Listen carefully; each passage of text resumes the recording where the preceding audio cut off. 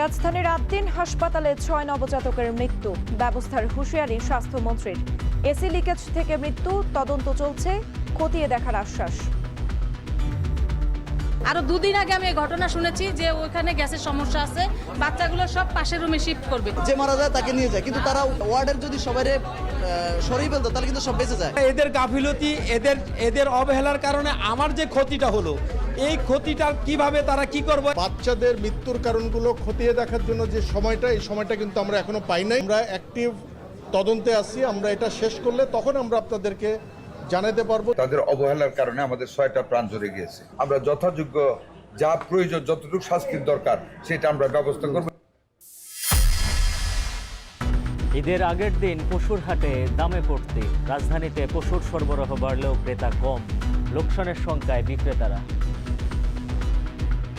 1,65,000 কিনা 60,000 বিচ্ছে।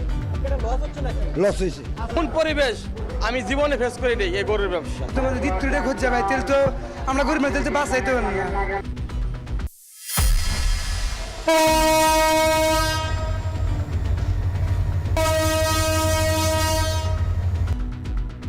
ঈদযাত্রার শেষ দিনেও ঘরমুখ যাত্রীরা, মহাসড়কে কোথাও কোথাও যানজট, বেশি ভাড়া নেওয়ার অভিযোগ অস্বীকার মন্ত্রীর।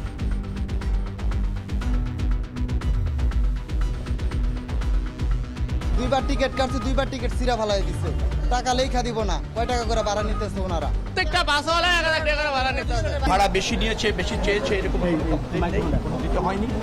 রুটগুলিতে যান চলাচল মোটামুটিভাবে স্বাভাবিক আছে।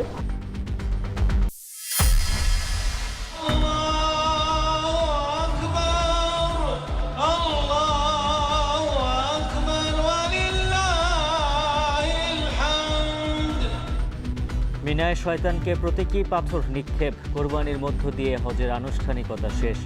এশিয়া ইউরোপের দেশে দেশে ঈদ পালন।